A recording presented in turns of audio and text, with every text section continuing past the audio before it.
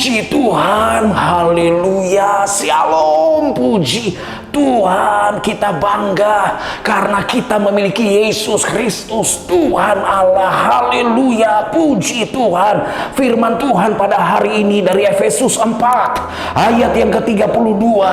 Efesus 4 ayat yang ke-32, demikianlah firman Tuhan, tetapi hendaklah kamu ramah seorang terhadap yang lain, penuh kasih mesra dan saling mengampuni, sebagaimana Allah di dalam Kristus telah mengampuni kamu. Firman Tuhan jelas berkata, dan untuk itu saya berikan tema firman Tuhan pada hari ini.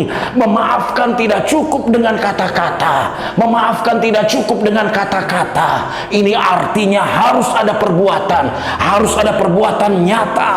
Dan berdasarkan firman Tuhan pada hari ini, memaafkan tidak cukup dengan kata-kata dibuktikan. Yang pertama, keramahan seorang terhadap yang lain. Jadilah orang yang ramah, jadilah orang yang murah senyum, jadilah orang yang bersuka cita. Jangan jadi orang yang seakan-akan kok seperti mau nelan orang, mau menghancurkan orang, nggak senang dengan orang, sehingga hidup kita tidak membawa damai. Saudaraku ini kasih oleh Tuhan, jadilah orang-orang yang memiliki keramahan dengan orang lain, kepada orang lain, sehingga hidup saudara dan saya menjadi berkat dimanapun kita berada. Dan Yesus Kristus Tuhan Allah yang semakin dimuliakan. Yang kedua, penuh kasih. Memaafkan tidak cukup dengan kata-kata, dibuktikan dengan penuh kasih. Penuh kasih, mengasihi, itulah yang membuat saudara dan saya memaafkan. Kemudian kita menunjukkan bahwa kita memaafkan, bukan sekedar kata-kata, tidak cukup dengan kata-kata, bukan sekedar teori, bukan sekedar supaya orang lain tahu, tetapi kita buktikan dengan perbuatan kasih. Kita nyatakan dengan kasih.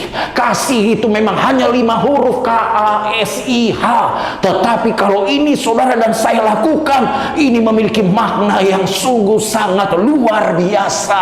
Yang selanjutnya, yang ketiga, memaafkan tidak cukup dengan kata-kata, dibuktikan dengan yang ketiga, mengampuni. Ampunilah. Saudaraku ini kasih oleh Tuhan Yesus Kristus Tuhan Allah kita saja telah menyatakan pengampunannya kepada saudara dan saya. Saudara dan saya diampuni, dilupakan segala kesalahan, segala apapun yang saudara dan saya lakukan, segala dosa yang kita lakukan, Yesus Kristus Tuhan Allah kita ampuni kita. Berarti kita harus mengampuni, sehingga memaafkan tidak cukup dengan kata-kata, tetapi juga dengan mengampuni. Kemudian yang keempat, hidup dengan sungguh-sungguh atau bertobat. Sungguh-sungguh dengan bertobat. Jangan hanya memaafkan misalnya hari ini, kemudian besok kita tidak bisa lagi memaafkan. Kita memaafkan sih, tapi cuma hanya kata-kata saja.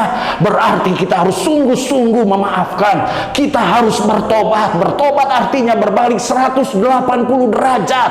Jadi berbalik, dan kita dengan pembaharuan budi yang dibaharui. Bertobat dengan pembaharuan budi yang baik, yang berkenan kepada Allah. Bertobat dengan pola pikir, pola hidup, dengan gaya hidup yang benar sesuai dengan firman Tuhan. Dan ini pasti akan membantu saudara dan saya untuk memaafkan, sehingga memaafkan tidak cukup dengan kata-kata, tetapi dengan perbuatan nyata, dengan tindakan nyata. Kemudian hidup yang penuh semangat. Yang kelima, hidup yang penuh semangat dan antusias bagi Tuhan. Kalau selama ini kita nggak bisa memaafkan, membuat kita jadinya lesu, lemah. Tetapi ketika kita memaafkan dan kita tidak cukup dengan kata-kata saja kita memaafkan, maka hidup kita pasti penuh dengan semangat, hidup kita penuh dengan antusias, dan kita terus maju. Dan kita lihat bahwa Yesus Kristus Tuhan Allah kita sungguh sangat dahsyat. Puji Tuhan, haleluya. Mari memaafkan tidak cukup dengan kata-kata, supaya saudara dan saya terus memuliakan Yesus Kristus Tuhan Allah. Haleluya, amin. Mantap. Halo teman-teman semua, buat kalian yang belum memiliki tempat ibadah tetap, yuk gabung bersama kita di GBI Glow Fellowship Center. lokasinya ada di Glow Tamres, Glow Gading Marina, Glow BSD, Glow Dynaplus, Glow Depok, Glow Majestic, dan Glow Cibubur. Kita tunggu kehadiran kalian. Tuhan Yesus memberkati. Amin. Amin.